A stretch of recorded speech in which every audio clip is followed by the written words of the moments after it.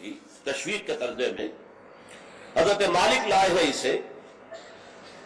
ان مولا ابی بکر ابن عبد الرحمن ابن ابی صالح سمان عن ابی ہریرہ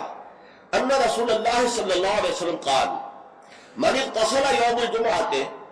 غسل الجنابت، جس شخص نے جمعے کے روز غسل کیا، وہ جو کہ ناپاکی جنابت کی حالت میں غسل کیا جاتا ہے، کمپلیٹ غسل، اچھی طرح غسل.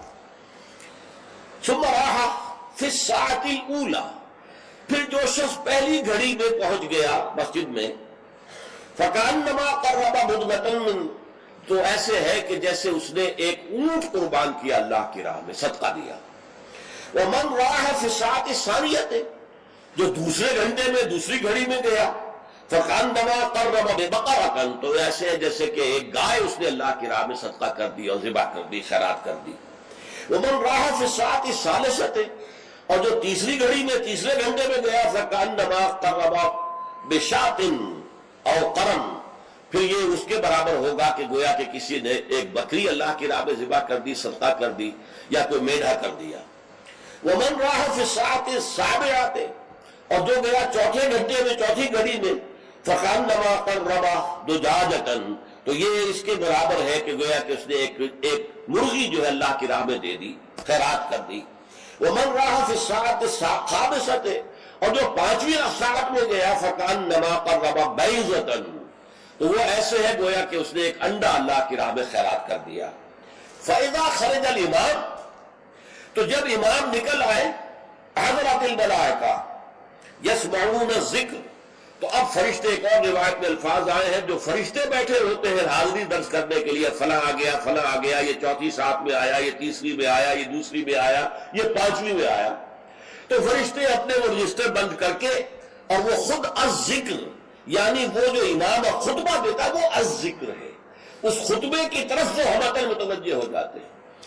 چنانچہ ایک تو یہ بات جان لیجئے کہ اس کے بارے میں امام الہند حضرت شاہ ولی اللہ دہلوی رحمۃ اللہ علیہ کی رائے ہے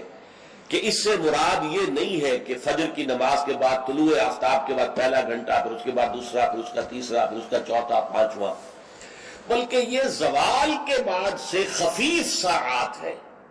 یعنی زوال سے وقت شروع ہوا، سورج جو ہے وہ نصف النہار سے ذرا ڈھل کا لدنو کی شمس، تو اس کے ساتھ ہی جمعے کا وقت شروع ہو گیا. تو اس وقت سے پہلی ساعت، دوسری ساعت، گویا کہ یہاں ساعت سے مراد گھنٹہ نہیں ہے بلکہ کوئی اور لطیف قسم کا پیمانہ وقت کا ہے.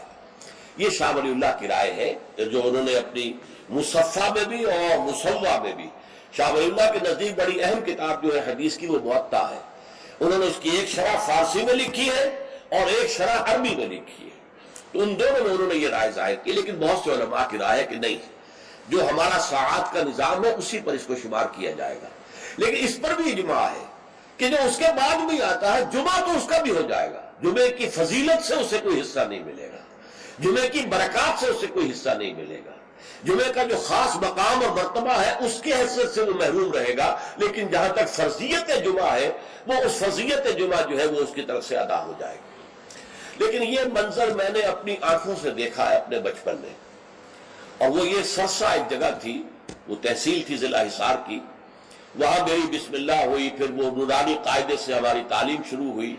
تو جس مسجد میں یہ سارا کام ہو رہا تھا، بڑے مرکزی مقام پر وہ مسجد تھی. کبھی کبھی اب بھی مجھے خواب میں وہ مسجد آتی ہے،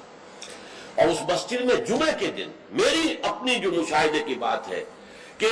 یوں سمجھیے اشراق کے بعد سے لوگوں کی آمد شروع ہو جاتی تھی، اور دیہات سے لوگ آیا کرتے تھے. وہاں ایک خاص قوم تھی، غالباً وہ ارائی تھے، اس رائی علاقے کے ارائیوں کو وہ پچادے کہتے تھے، جیسے کہ راجپوتوں کو رانگڑ کہا جاتا ہے. لیکن یہ کہ وہ لوگ آتے تھے اونٹوں پر سوار ہو کر، آس پاس صحرا کا علاقہ تھا، سفید کپڑے، سفید کرتے، سفید ان کے تہبند اور سفید ان کے صافے، اونٹوں کے اوپر سوار چلے آ رہے چلے آ رہے چلے آ رہے. اس لیے کہ دیہات میں جمعہ نہیں ہوتا، اور اس وقت اس پر سختی کے ساتھ عمل ہوتا تھا کہ اصل میں جمعہ جو ہے وہ شہر میں ہے. تو وہ آتے تھے اور مسجد جو ہے وہ بس صبح ہی سے بھر جاتی تھی. کہیں ایک جگہ کوئی شخص کھڑا آواز کہہ رہا ہے، کچھ لوگ اس کے گرد جمع ہے، کہیں کوئی شخص بیٹھے ہوئے قرآن خود ہی پڑھ رہا ہے، کوئی نوافل پڑھ رہا ہے. یہ نقشہ میں نے اپنی آنکھ سے دیکھا ہے، بچپن کا یہ نقشہ. اب وہ معاملہ ختم ہو گیا، بالکل ختم ہو گیا. اب تو بھاگ دوڑ کر کے جو ہے وہ لوگ جمعے میں پہنچتے بھی اس وقت ہیں جبکہ وہ عربی کا خطبہ